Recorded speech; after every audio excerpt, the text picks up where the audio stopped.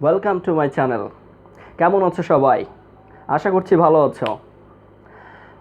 আজকে আমি আবার এসেছি নতুন একটা টপিকস। নতুন টপিকস বলতে গত ক্লাসে যে টপিক্সটা করেছিলাম সেই টপিক্সটাই, সেটা হচ্ছে টেন্স। ঠিক আছে, গত ভিডিওতে যে পর্যন্ত আমরা দেখেছিলাম তারপরে থেকে আজকে আমরা শুরু করছি। তো গত ভিডিওতে শেষ করেছিলাম প্রেজেন্ট ইনডিফিনিট টেন্সের কে কয় ভাগে দেখানো হয়েছে সেটা শেষ করেছিলাম। আজকে সেখান থেকে শুরু করব। Okay, present indefinite tense.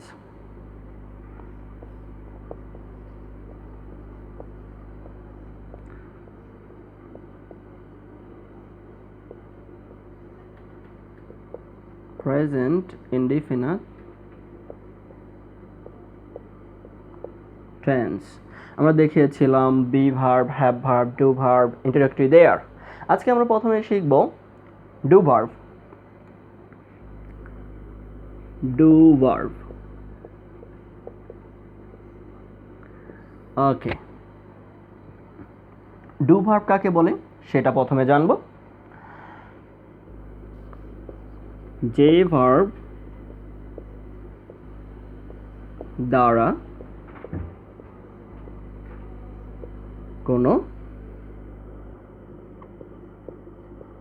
কাজ করা বোঝায় তাকে ডু ভার্ব বলে। এই যে ডু ভার্ব কাকে বলে সেটা জেনে নিলাম। কি লিখেছি এখানে? যে ভার্ব দ্বারা কোনো কাজ করা বোঝায় তাকে ডু ভার্ব বলে। আবার বলছি, যে ভার্ব দ্বারা কোনো কাজ করা বোঝায় তাকে ডু ভার্ব বলে। ঠিক আছে, এখন ডু ভার্ব এর একটা স্ট্রাকচার আছে। প্রত্যেকটা ভার্বের আমরা 4টা করে স্ট্রাকচার নিব। প্রথমে নিব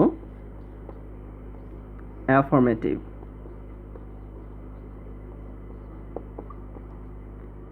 এর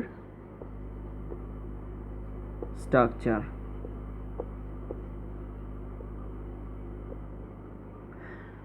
ওকে, অ্যাফার্মেটিভের স্ট্রাকচারটা কি লিখব? সাবজেক্ট প্লাস ভার্বের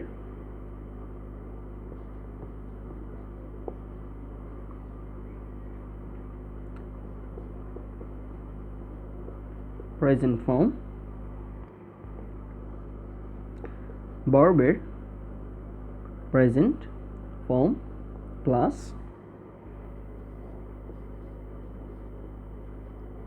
অবজেক্ট অবলিক এক্সটেনশন।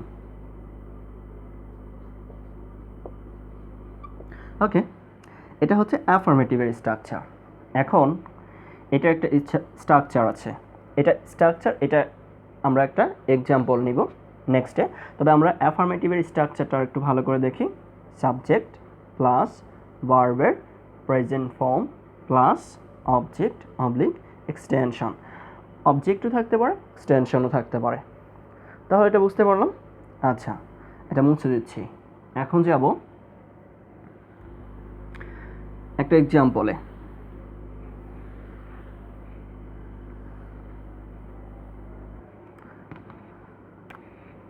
এক্সাম্পল নিনি।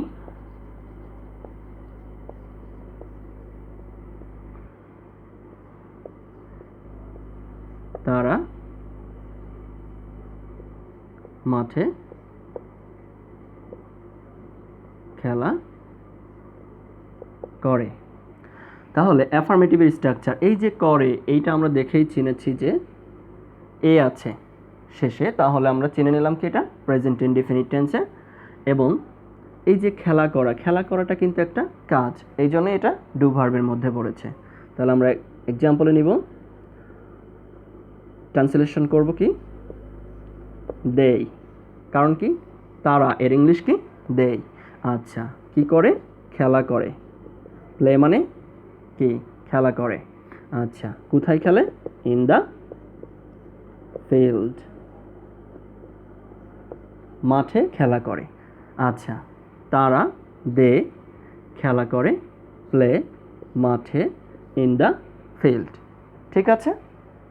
আচ্ছা, এখানে আরেকটা এক্সাম্পল নেব, তাহলে আরো ভালোভাবে বুঝতে পারবো। সে বাজারে যায়। আচ্ছা, হি, সে এর ইংলিশ হি অথবা শি, তাহলে আমরা হি দিলাম। হি, যাওয়া এর ইংলিশ কি? গো। গো, কোথায় যায়? বাজারে, টু মার্কেট। ওকে, এখন এই সেন্টেন্সটা কি ঠিক আছে? না, ঠিক নাই। কারণ কি? সাবজেক্ট কি? হি। হিটা কোন person? Third person singular number. আর যখন subject third person singular number হবে তখন ভার্বের শেষে এস, ইএস, আইএস অথবা ভিইএস হবে। এখন এখানে ভাওয়েল লেটার আছে, এই জন্য যদি কোনো ভার্বের শেষে ভাওয়েল লেটার থাকে তাহলে ওইটার শেষে কি বসবে? ইএস বসবে। কি বসবে? ইএস। ঠিক আছে, তাহলে এটা বুঝতে পেরেছি অ্যাফার্মেটিভের স্ট্রাকচারটা। ওকে, এরপরে আমরা যাব নেগেটিভের স্ট্রাকচার, ডু ভার্বের নেগেটিভের স্ট্রাকচার। তাহলে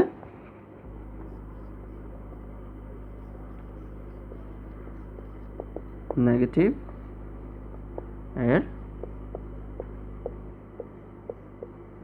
স্ট্রাকচার। নেগেটিভের স্ট্রাকচারটা কি? ডু ভার্বের লিখছি, দেখো। সাবজেক্ট প্লাস ডু অথবা does plus not plus verb এর প্রেজেন্ট ফর্ম প্লাস অবজেক্ট অথবা এক্সটেনশন। এটা হচ্ছে নেগেটিভের স্ট্রাকচার। আবার বলছি, subject plus do oblique does plus not plus verb এর present form plus object slash extension. কি বলছে?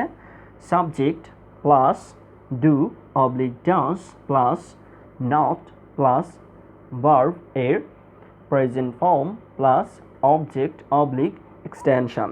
ঠিক আছে, তাহলে একটা এক্সাম্পল নিব। তাহলে এখানে প্রশ্ন হতে পারে কখন ডু আর কখন ডাজ। ঠিক আছে, প্রশ্ন এটা থাকতে পারে যে কখন ডু ব্যবহার করব এবং কখন ডাজ। তাহলে আমাদেরকে দুটো এক্সাম্পল নিতে হবে, তাহলে আমরা বুঝতে পারবো যে আসলে কোথায় ডাজ এবং কোথায় ডু ব্যবহার করতে হবে। এক্সাম্পল নেও, একটা এক্সাম্পল নিচ্ছি, খেয়াল করো। ওকে, বলছে তারা মাঠে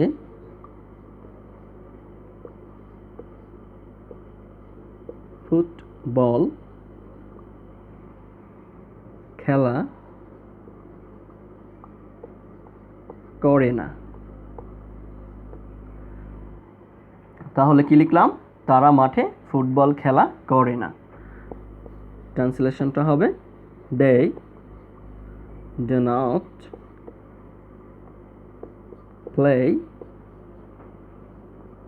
football in the field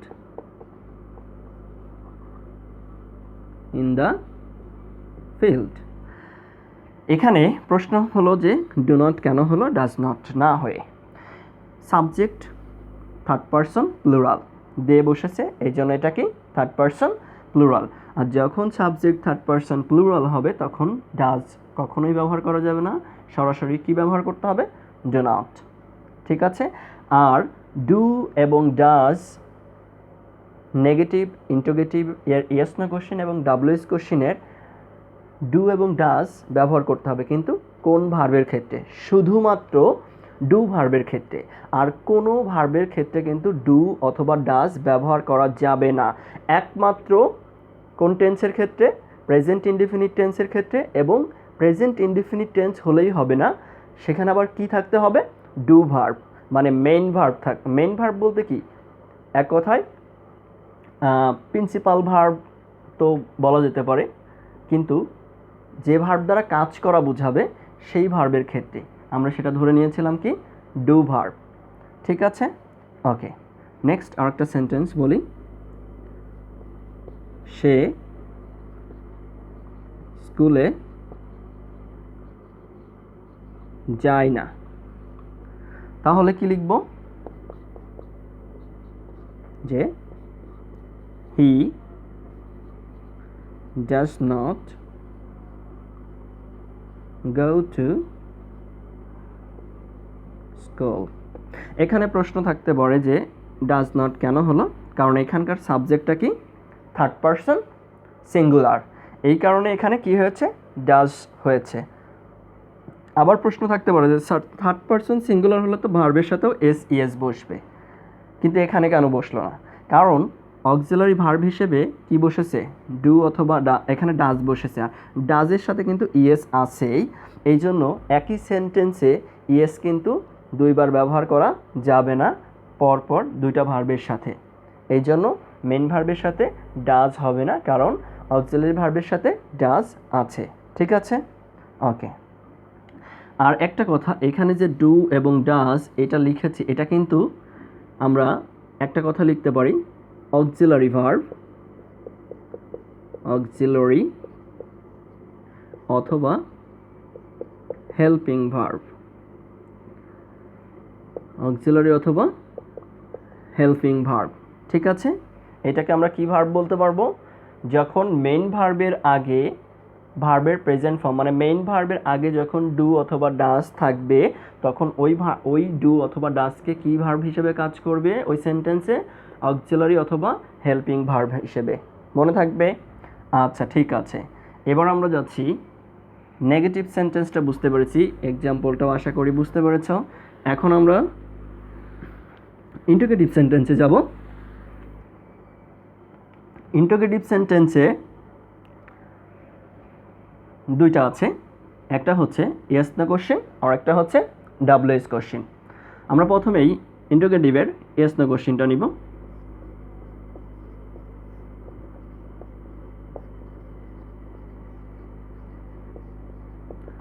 interrogative এর ইয়েস অথবা নো কোয়েশ্চেন।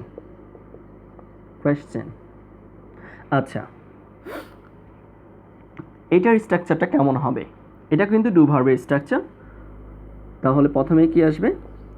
অক্সিলারি ভার্ব হিসেবে ডু অথবা does plus subject plus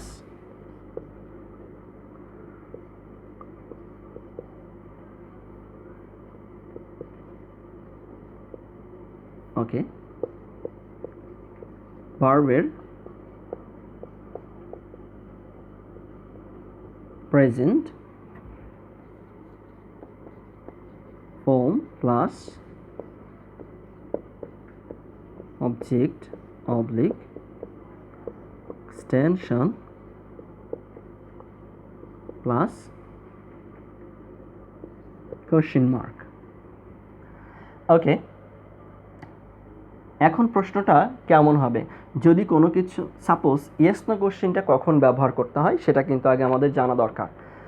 yes no কোশ্চেনটা তখনই ব্যবহার করতে হবে, একটা বিষয়, সাপোজ মনে করো একটা স্টুডেন্ট স্কুলে যাচ্ছে, তুমি দেখতে পাচ্ছ যে সে স্কুলে যাচ্ছে, তার স্কুল ড্রেস পরা আছে, তারপরে তার কাছে ব্যাগও আছে, স্কুল ব্যাগও আছে। তারপরও তুমি দেখে আবার তাকে কোশ্চেন করতেছো, তোমার সাথে দেখা হয় সাপোজ, তারপর তুমি তাকে কোশ্চেন করতেছো তুমি কোথায় যাচ্ছ, তুমি বুঝতে পারতেছো নট শিওর যে আসলে সে স্কুলে যাচ্ছে নাকি অন্য কোথাও যাচ্ছে, শিওর না, কনফিউজড। যদি এরকম হয় তাহলে তুমি তাকে কোশ্চেন করতে যে তুমি কোথায় যাচ্ছ, তাহলে সে কি বলল যে আমি স্কুলে যাচ্ছি। আবার যদি এমন হয় যে ইয়েস নো কোশ্চেনটা এমন হবে যে তুমি কি স্কুলে যাচ্ছ, কি বললাম যে তুমি কি স্কুলে যাচ্ছ, কোথায় যাচ্ছ তো ডাব্লিউএস কোশ্চেন হয়ে গেল, কিন্তু তুমি বুঝতে পারতেছো যে কি সে তার স্কুল ড্রেস পরা আছে, সে তার কাছে কি স্কুল ব্যাগও আছে, তারপরেও তুমি তাকে কোশ্চেন করলে কি তুমি কি স্কুলে যাচ্ছ, এই ধরনের কোশ্চেনকে কি বলা হয় ইয়েস নো কোশ্চেন। ঠিক আছে, ওকে, একটা এক্সাম্পল নিই তাহলে আর একটু ক্লিয়ার হয়ে যাবে।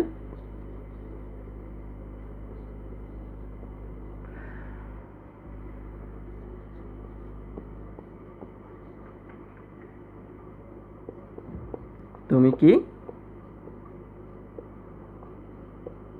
গল্পের বই পড়ো,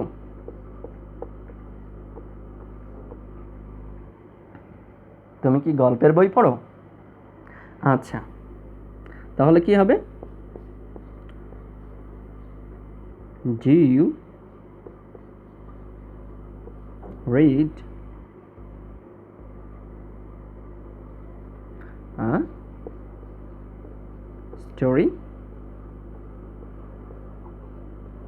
বুক।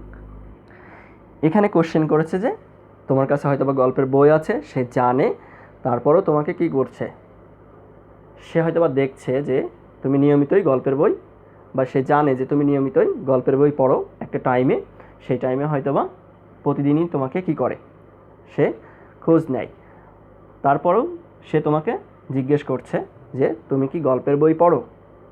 ঠিক আছে, এই ধরনের কোশ্চিনে ইয়েস নো কোশ্চিন হবে।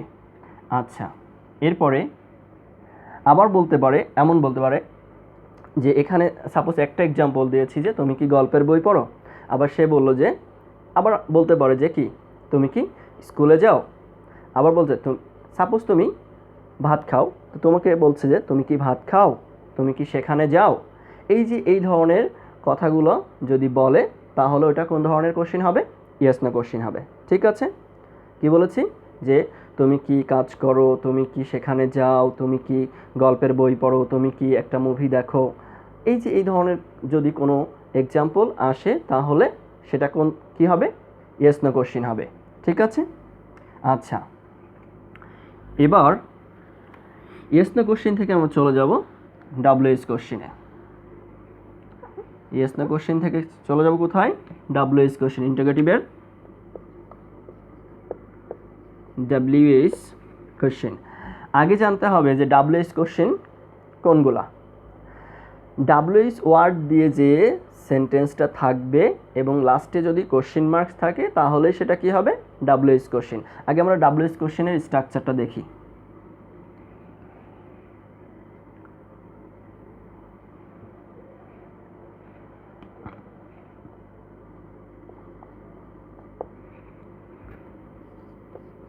ডাব্লিউএস কোশ্চেনের ইন্টারোগেটিভের ডাব্লিউএস কোশ্চেনের স্ট্রাকচার লিখব। প্রথমে WS word plus subject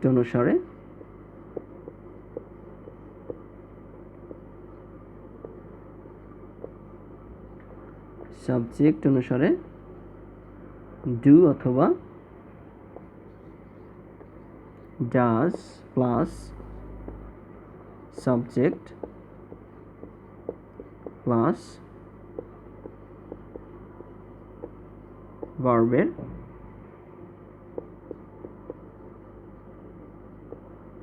present form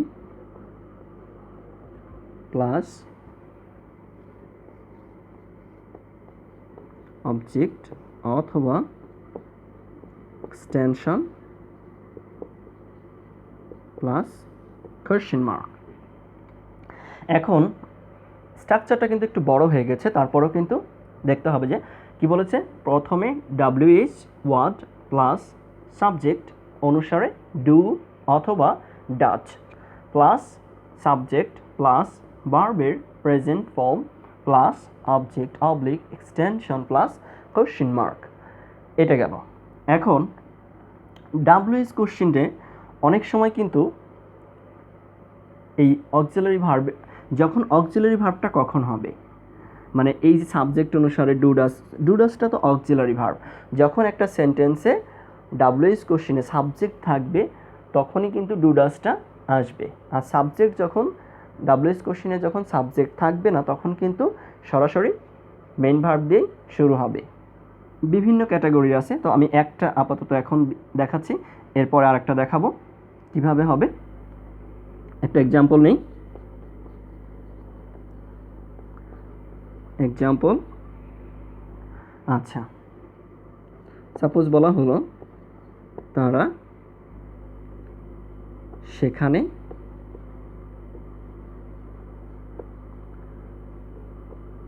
কি করে অথবা কি দেখে। সাপোজ বললাম সেখানে কি দেখে,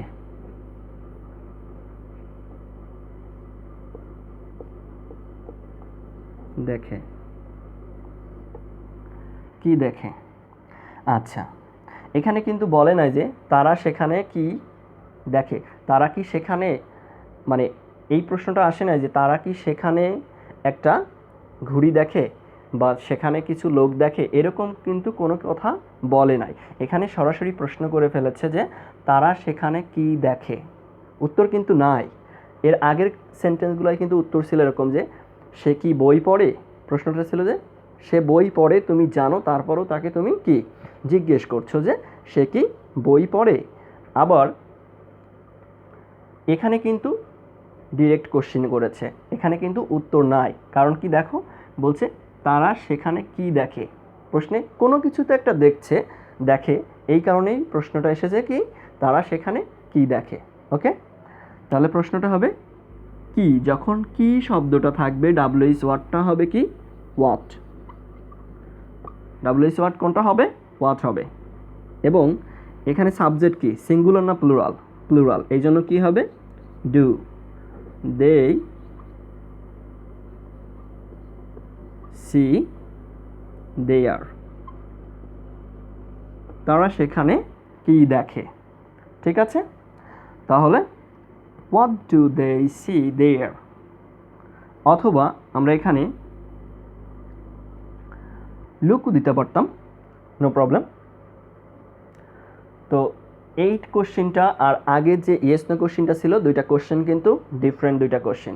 ঠিক আছে, কারণ একটা হচ্ছে ইয়েস নো কোশ্চেন, কোশ্চেনের মধ্যেই আনসার থাকবে কিন্তু তারপরেও সেটাকে কোশ্চেন করা হয় যে, আর ডাব্লিউএইচ কোশ্চেনটা হচ্ছে কোনো কিছু খুঁজে, আর ইয়েস নো কোশ্চেনটা কোনো কিছু খুঁজে না।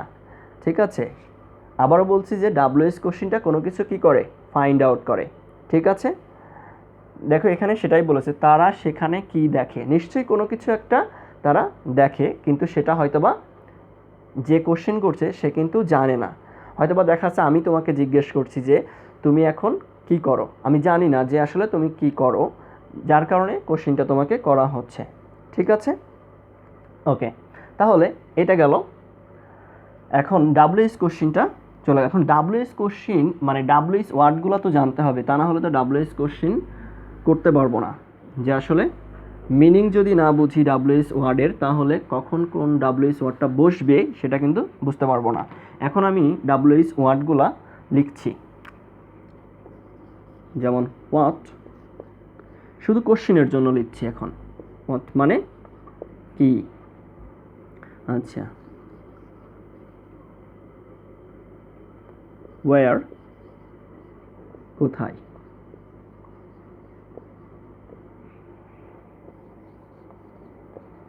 when কখন, who কে, whom কাকে, whose কার। ওকে, which কোনটি, why কেন, how কত, কেমন,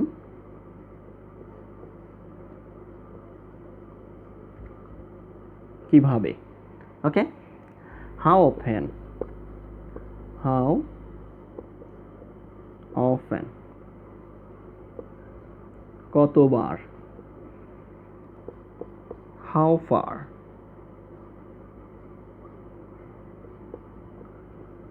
কত দূর, কি বললাম, কত দূর। আর একটা হচ্ছে how long, কতক্ষণ।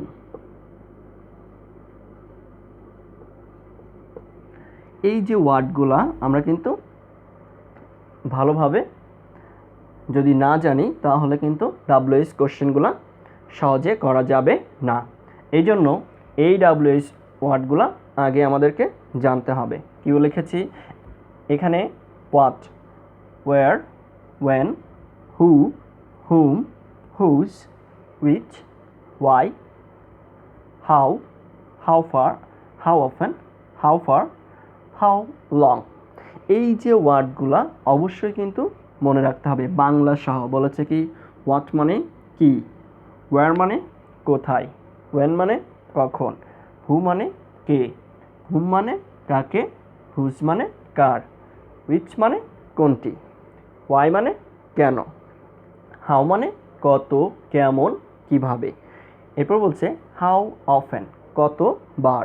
এরপর বলছে হাউ ফার, কত দূর, হাউ লং, কতক্ষণ। ঠিক আছে, এই ডাব্লিউএস ওয়ার্ডগুলো যদি ভালো করে জানি তাহলে কিন্তু ডাব্লিউএস কোশ্চেন করতে খুব সহজ হবে। তা না হলে কিন্তু ডাব্লিউএস কোশ্চেন করা যাবে না। তো আজকে আমরা এই ডু ভার্বের যে স্ট্রাকচারগুলো শিখেছি এগুলো ভালো করে মেমোরাইজিং করব এবং যে ডাব্লিউএস ওয়ার্ডগুলো এখানে লেখা আছে এইগুলো ভালো করে মেমোরাইজিং করব।